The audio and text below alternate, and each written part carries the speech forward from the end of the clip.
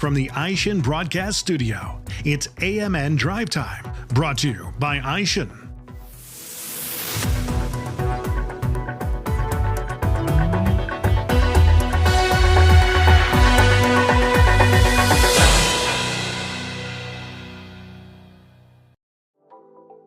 AMN Drive Time is sponsored by Aishin, your trusted and reliable source for aftermarket automotive components and technology. Visit AishinAftermarket.com for more information. Pete, welcome to AMN Drive so Time, much. sponsored by our great friends at Aishin. Thank you so much for having me. Glad to have you at our intergalactic headquarters in Akron, Ohio today. Thank you. Thank you so much. So Pete, we had your dad, Vange, as a guest on Drive Time a few years ago. And in 2023, AP was acquired by Marmon, which is a Berkshire Hathaway company, which of course you know all about. Tell us about before you guys sold, what was your role at AP? What was your career there? Of course. Walk us through that for the benefit of the AMN audience. Yeah, of course. So how it all started was I finished high school, I went to college. Yep. And then right after college, I went to law school. And at law school, it took me about 3 months to decide I'm not reading for the rest of my life. So I quit. And when I quit, my dad said, here's what you have to do. Go get a broom and you're in the distribution center until I tell you to get out of there. So that's really how it started. And then when I was 22, I worked from the distribution center up through the ranks and tried every department and spent a year and a half through every single department and finally landed on sales. Got it. That's where I really loved it. And so I grew from a district sales guy to a divisional sales guy, and then a divisional sales guy to almost a director role where I was working with Jamie Farina for the most part, day in and day out. Yep. At AP, who you know Jamie Farina very well. Know him well. He's been a Drive Time guest. Yeah, I've been trained by Tony Delgazzo, Jamie Farina, some Dan Billy as well. I mean, it's been a gamut of people that have created this, whatever this is. And do you have an active role in the business today? No active role. I've taken all of my tools and war chest and moved it to another facet of my life. And we're going to talk about that today. Definitely. Right? Definitely. So your personal story, or, that's your professional story, but your personal story as it relates to how it fostered the creation of your foundation in support of cystic fibrosis. Mm-hmm. I know that's getting a lot of your attention. Right. Walk us through why this, how you got started, sure. What you're doing. I'll tell you a funny story about how all of this really started. I was 22 years old and I was at the Apex show in Las Vegas. And I was brand new to the industry. I was young and I really didn't know how to start, where to start. And I just kind of watched everybody. And one person that at that time, that specific year, John Washbish everyone wanted to talk to him for some reason. Something was happening. And I mean, he's always in something, but. Sort of every year with yeah, John, every isn't year. It? But I mean, people were flocking to him and I thought, I don't know who he is. Vange knew who he was, obviously, but I had no idea. So what I did was I put my hands in my pocket and I walked over to whatever booth he was at. And I thought, I'll just introduce myself. What's the worst that could happen? So sure enough, 22 years old, I'm walking in and I see him and he picks his head up, doesn't know who I am. We've never met before. And he goes, well, what the hell do you want? And I immediately panic. I stop, my hands are in my pocket, and I know that Vange always says, people that are useless keep their hands in their pocket. They're never of use to anybody. So all of a sudden, I feel someone behind me scream, what am I looking at? What are you looking at? Tony Delgazzo was screaming at John Washbish from behind me. I could feel his breath on my neck. He was so close. And he grabbed me, he put his arm around me. We walked over there and John said, who's this guy? And Delgazzo, obviously being the guy he is, he just said his name's Pete. He can introduce himself, but he's new to the industry and we're breaking him in. And John said, stay in this industry. Everyone will take care of you. Just give it everything you can, and they'll give you everything back. And I think that this industry isn't aware or forgets how important the youth of the industry is coming up, and what a conversation like that from someone like him means to the overall development of me as a person. I mean, my entire trajectory changed after that. It was, I'm just going to give it everything I can. At that moment, he didn't know I was related to Vange, but later he found out, which was, all in itself a different story completely. But this industry is definitely one that raised me, made me who I am. I'm wildly grateful for it. And I've always taken that idea of family and relationships and putting people together in the right position, in the right place, and just pushing forward in a way that we all feel like one big group. And I've taken that into sales with me. I've taken it into my relationships with my family. And of course, this new foundation or this new chapter I'm dealing with, I've taken that as well. Pete, I can't tell you the number of people. I'm 63. I've been in this business. It would be 40th year this year. And I can't tell you the number of people that always say this industry is all about the people. Mm-hmm. It's just a universal thing. There's just great people in this industry. And I've also learned over the years, the bigger the big shot, the less they act like it. Right. And John Washbush is a great example. Absolutely. He's a big shot, doesn't act like it. Absolutely. There's no question about it. So, Pete, tell us about the purpose of your foundation. Of course. Cystic fibrosis is a genetically inherited disease. It uses two recessive traits by both parents, and it creates cystic fibrosis. I've all heard of it. So you are born with cystic. I was born. People are born with cystic fibrosis. I was born. Yes. Okay. Yes, it's a genetic disease. I was born with it. Okay. I was diagnosed at 5 months. Okay. And I spent essentially 40 years of my life hiding it from everyone, the industry, high school, college, just trying to feel as normal as possible for as long as possible. This is it's always been known as a child-killing disease. Life expectancy was about 18, 19 years old.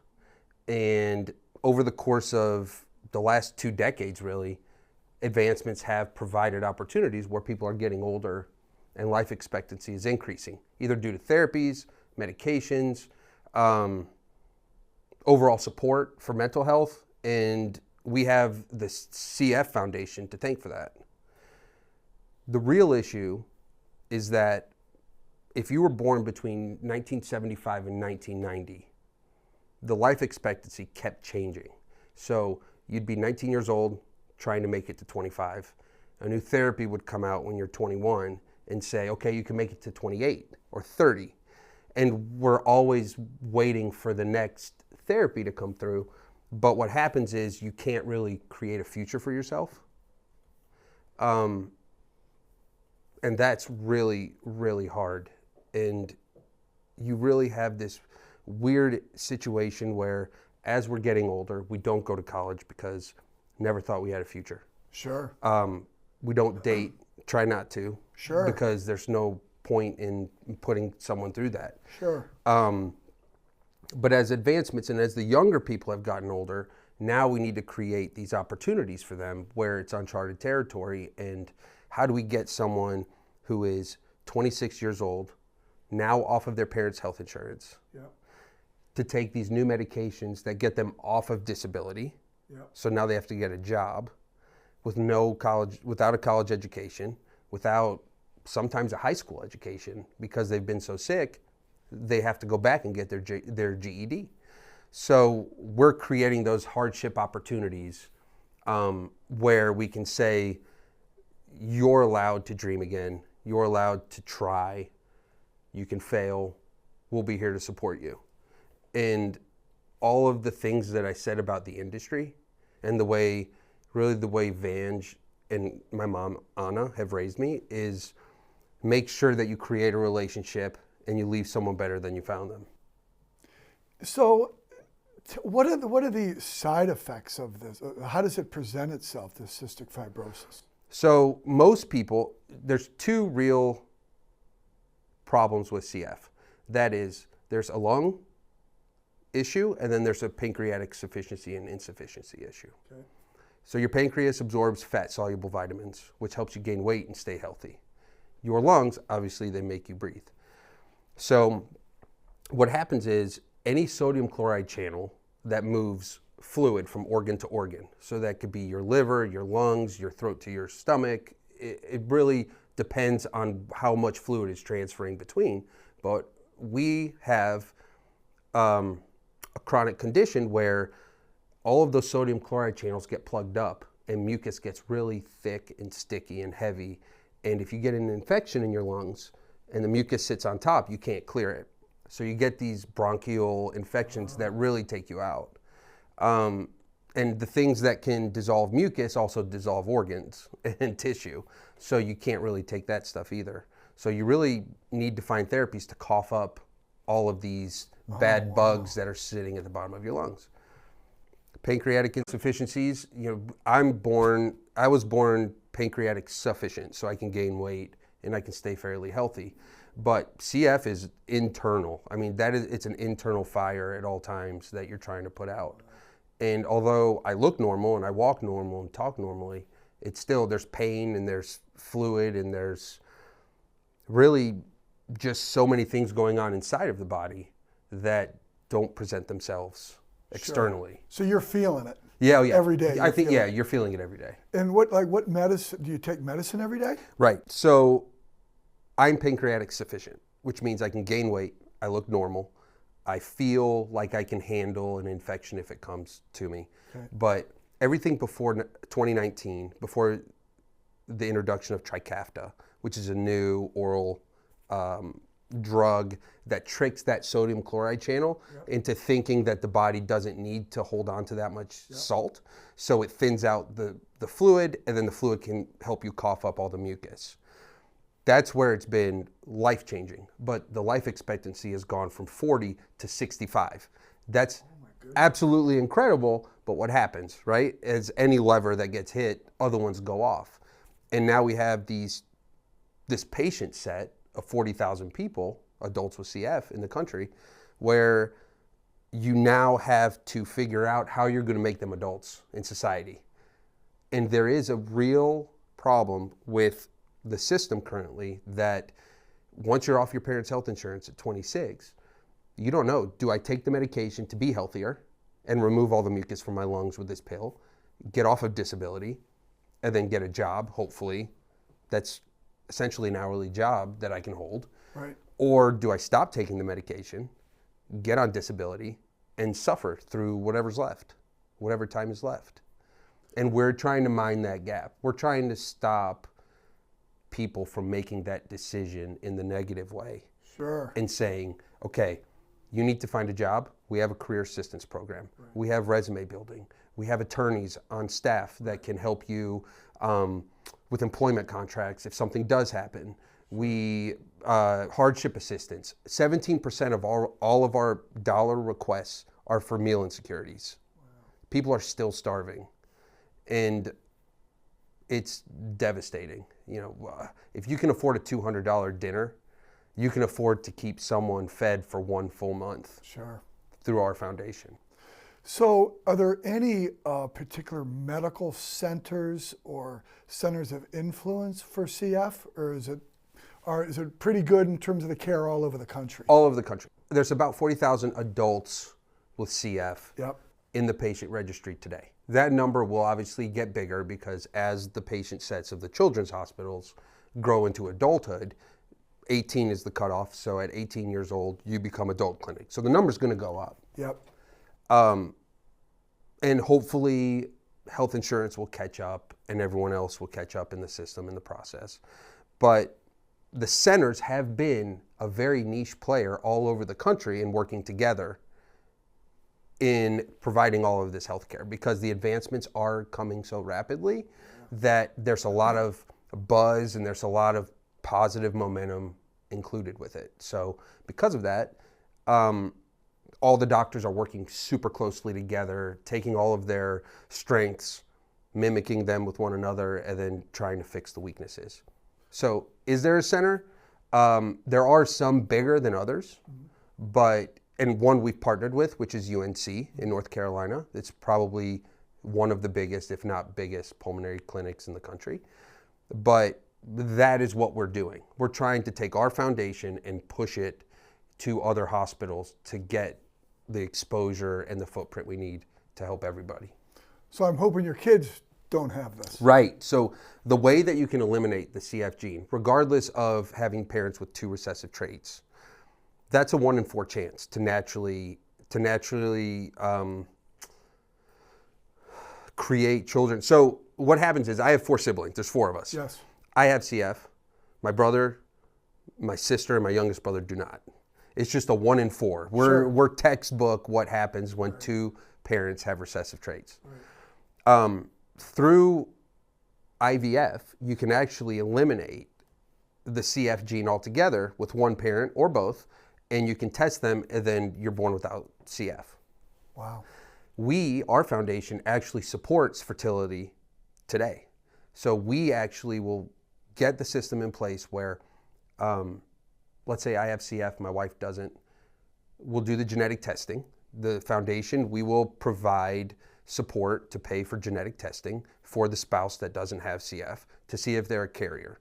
If they're not a carrier, they go on with their day because you have to have 2 recessive traits. Yeah. If they are a carrier, our foundation will actually put you through with a reproductive urologist specific to CF, do a sperm retrieval, and then create and start the entire IVF process for the spouse, all in one house. Oh, fantastic. And we will support half, if not all of it, depending on the patients. So, Pete, you've got an upcoming gala event. Yes. Where, when, where and when, and how can the aftermarket be helpful and additive to you guys? So the event is May 16th of this year in Raleigh, North Carolina. We sold out in 10 days. We sold 300 tickets in 10 days, and we just can't believe it. It was the most incredible feeling in the world. Is this your first gala event? Yeah, first one. Oh, fantastic. First one, yeah. And I essentially, because I am healthier, I do have this survivor's guilt of sorts. So I have this really bad habit of moving goalposts. So even though I did sell out the event, it's like, what's the next thing? It's almost like I need to keep proving to all these patients that I belong with them because I hid it for so long. So sure. There's some of that as well. But what the aftermarket can do is this aftermarket has raised me. So I don't really know, other than me saying thank you, I don't really know what else to ask for. I mean, the way that I carry the foundation today and the way my dad raised me in the industry really is a culmination of who this foundation is now. I mean, I've adapted and adopted every single piece of what the automotive aftermarket taught me, including don't give up, create a relationship, hold on to it. What better gift than that? I mean, you guys gave me everything. Right. And I'm trying to now give it back now that I'm not in the industry today, every day. I'm trying to give it back in some way. And what better way than giving it back to my own chronic diseased people? And what will happen at the gala event? Is it a black tie event? Is this a Saturday night? Is there music? Are the Rolling Stones going to play? You got it. Yeah, it's a party. It's a party. Good. It's there's a live auction. There's going to be a lot of people there that have supported or will support through partnerships, sponsorships. Some friends that create a safe space for me that have been absolutely instrumental in keeping me from getting the burnout that people talk about. But the event itself is May 16th. We're raising money for both hardship support and fertility support for cystic fibrosis patients. Every dollar raised is a dollar that goes straight towards those patients for every $2,000, so we have data points. Those data points are $2,000 can get one CF patient full hardship support for an entire year. That's our data points.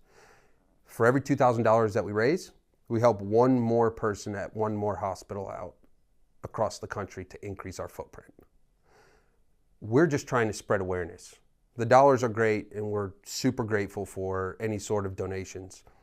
But the big thing is, how can we reach out and maybe find a sponsor of sorts that's willing to partner with us and create this opportunity where we can get more exposure and more awareness and turn that one little snowflake into a big snowball and really get momentum and create this thing for the children that are now going to become adults. Yeah, I like the easy math about $2,000. Well, right? It's easy to understand as a donor, hey, this is what you give and this is what they're going to get. Sometimes it's not as crystal clear in that in the nonprofit world, right? You got it. So that's good to know. Thank you. So Pete, if you've seen Drive Times, you know we do something we call a lightning round. Let's do it. And I'm going to ask you a couple of questions. Okay. And you're going to give me a quick answer. All right. You ready? Yeah. All right.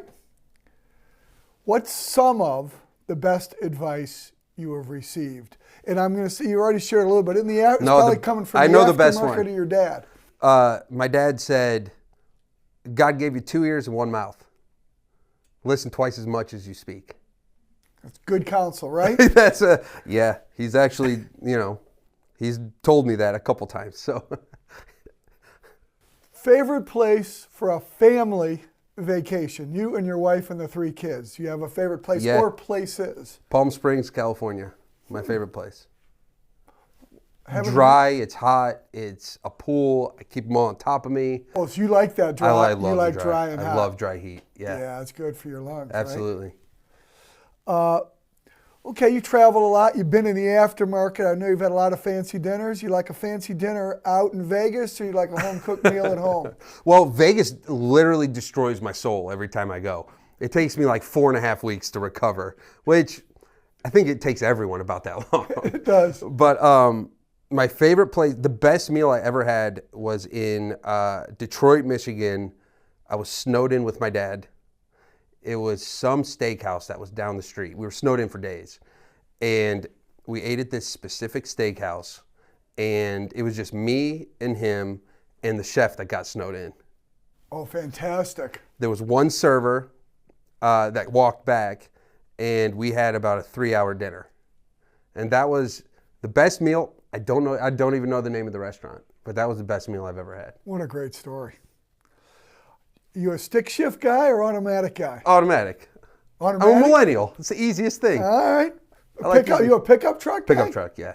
Yeah. I didn't know that. You just kind of feel like a pickup truck guy. I bought a farm, so I have a pickup truck. Wow, you bought the farm. Yeah, I bought the farm.